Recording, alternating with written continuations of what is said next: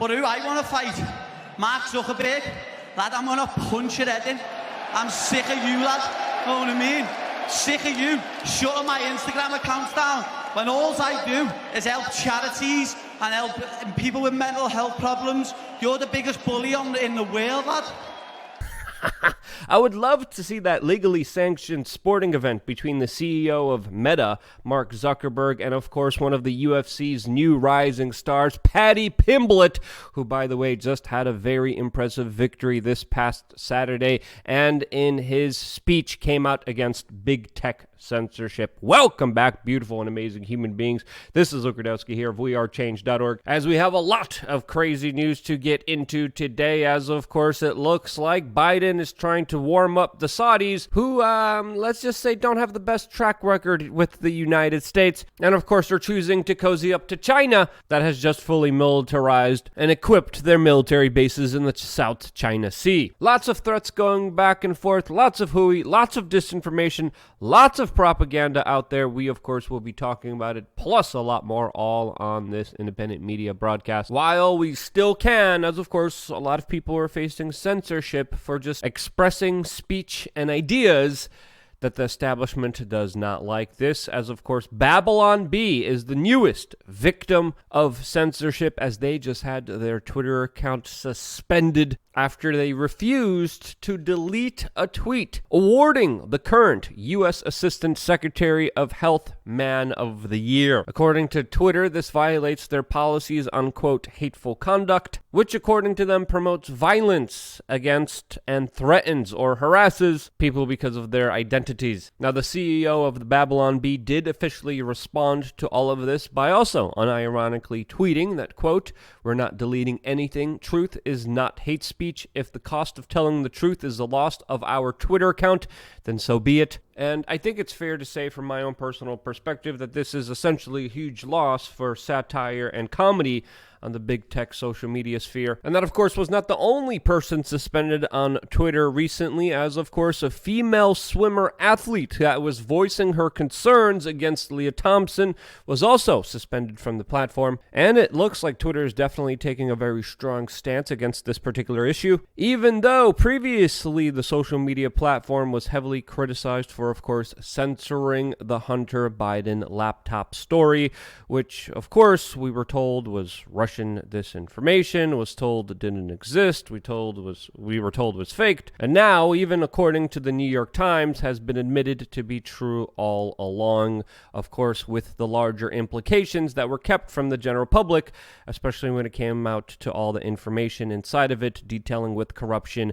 that was happening in Ukraine. Yeah, historically, whenever you have the censoring of information away from the general public, you're not usually the good guys. And whether it's satire, comedy, someone's personal perspectives and opinions, important investigative journalism that provides people important perspective on who the future president of the United States would be, I don't care what it is. We should all be treated as adults here who are able to discern information, use critical thinking skills, and actually be able to talk through tough issues, debate them, and fight bad ideas with good ideas. Censorship scientifically has been proven to foster, embolden, and spread some of the nastiest, most disgusting aspects of society. A society where truth is more important than ever. And this is why, hey, I created LukeUncensored.com. Who knows, for even just talking about the facts of the news, I might get taken down for this video. If I do, no sweat off my back. It's fine, because I have LukeUncensored.com, our own platform where we get to say and do whatever we want. We have a lot of members signing up. We have a lot of content provided to you. Over 8 years of videos that were never released to the general public behind the scenes. We're going to be releasing another video later on today, specifically about all the horrible videos coming out of Ukraine of what looks like some kind of strange TikTok challenge of Ukrainians tying up other Ukrainians to poles. There's hundreds of these videos. We're going to be talking about what's really happening there, along with the larger scope of this conflict, specifically with the issues that we cannot discuss here on this platform. All along with 3 masterclasses, exclusive merchandise, meetups, a new forum coming soon where we all will be talking to each other very soon, coming to LukeUncensored.com, our own private secret society. To be a part of it, sign up now on LukeUncensored.com, and I hope to see you there later on for our conversation later on today. Now, I've been in this business for over 10 years, and I have always had very strong principles that I have never wavered on.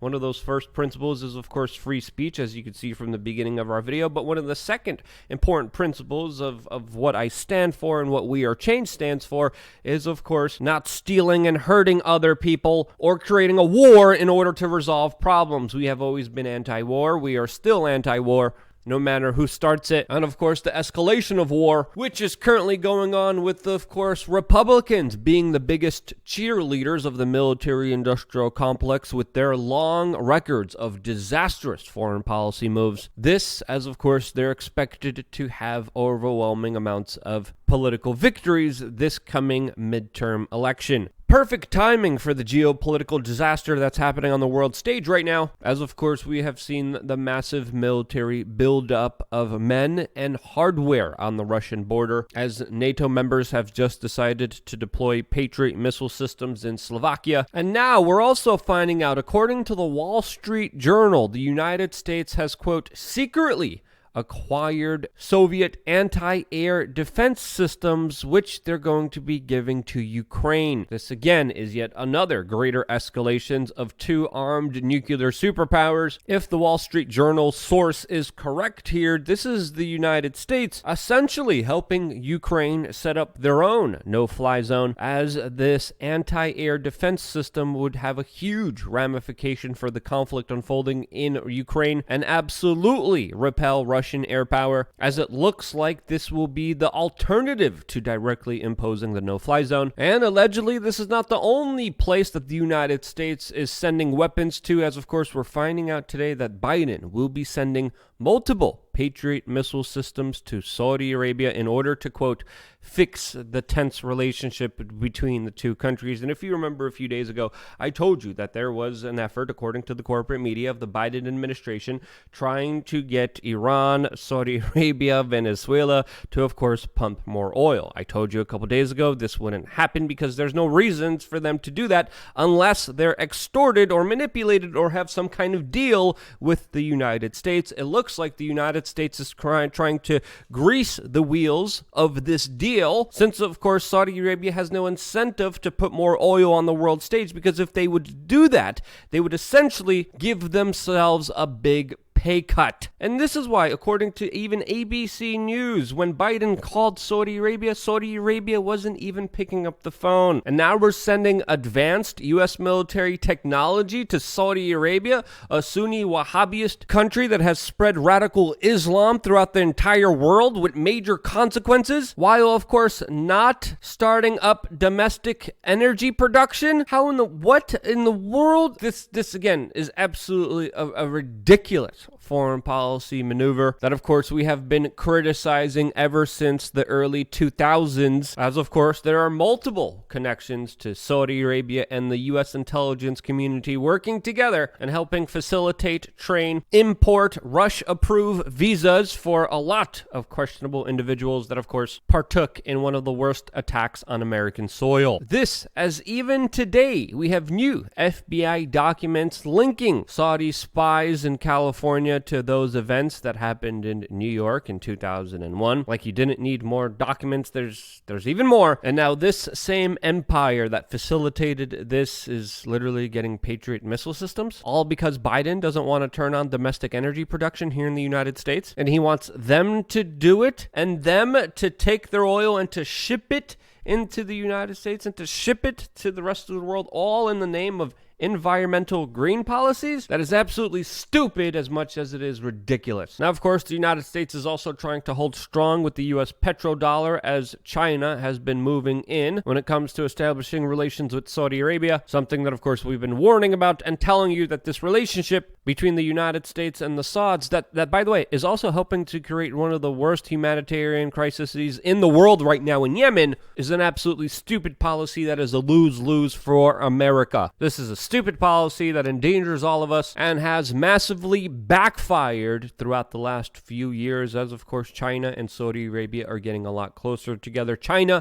that of course looks like they're preparing for something serious in the South China Sea, where they have already established man-made islands that they're using as military bases, runways, and of course as a larger buffer zone on the geopolitical stage to of course keep any future potential conflicts happening in the Pacific rather than of course on mainland China that does not have a lot of natural land barriers that would protect it from invading armies. On the world stage, China geopolitically is in a very weak position, but with its island change that they have set up along with their larger aspirations for Taiwan, they would be able to set up a more protective barrier for themselves, their country, and it's of course something that the Chinese are aspiring to do. Will they be making any significant moves? Well, it's important to look at that specific region right now, as of course 3 of these man-made military bases have just been fully equipped for a potential conflict. This could be yet another escalations by the Chinese that of course see the United States entangled in the conflict of Ukraine and are seeing an opportunity for them to make a massive move here. This, as the United States has just recently threatened China not to help out Russia during their conflict in Ukraine. China also has a lot of trade relations with Ukraine, and their involvement in this conflict is, let's just say, complicated to say the least. This, as the United States has also been sending a lot of military equipment into the region recently, which of course does not fare well with headlines like we're seeing from the Canadian corporate press that is warning that, quote, North America is vulnerable to Russian and Chinese hypersonic weapons. This according to the NORAD commander, who probably has an invested interest and will get more military industrial complex no-bid contracts for and a cozy position at one of their major industries. Not to say that this warning isn't real, it is,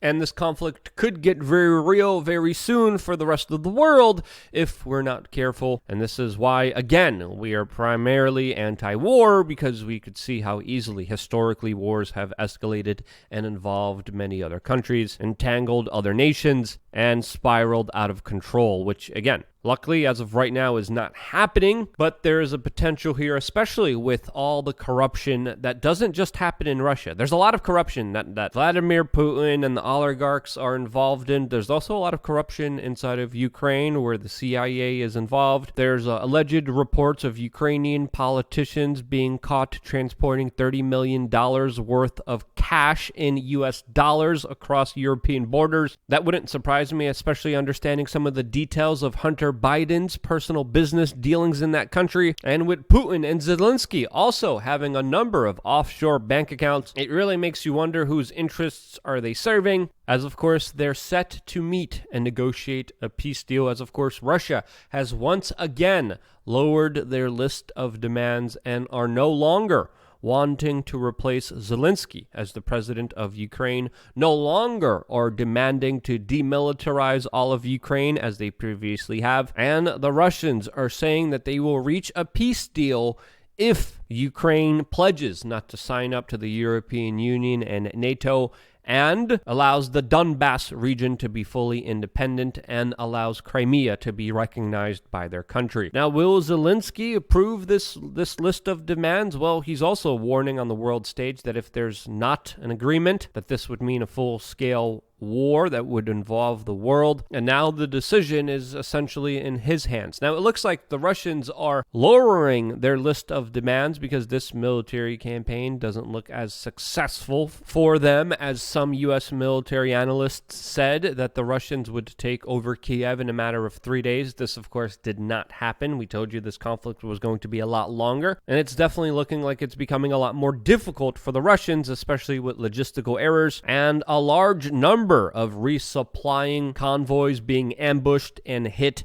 as there are a lot of photos and videos showing utter devastation of the Russian forces. Now, of course, the Russians have had some military victories, but of course, it's hard to believe who's telling the truth, as there's some reports coming from the Ukrainians that allegedly over 15,000 Russian soldiers have died in this conflict. If that number is true, it has not been verified. I would say it is definitely a very high estimate, while at the same time saying that there are significant losses to the Russians from, of course, the videos and photos that I've seen. The Russians also look like they're just sending out some of their more upgraded military hardware, as there's videos showing the use of vacuum bombs blasting Mariupol, and I think it's fair to say that overall, starting this conflict will not be good for the Russian Empire, and I don't think it's going to be good for the American Empire either. I think there's a lot of big economic consequences coming our way that I've been warning about, telling you about, screaming at you to prepare for, which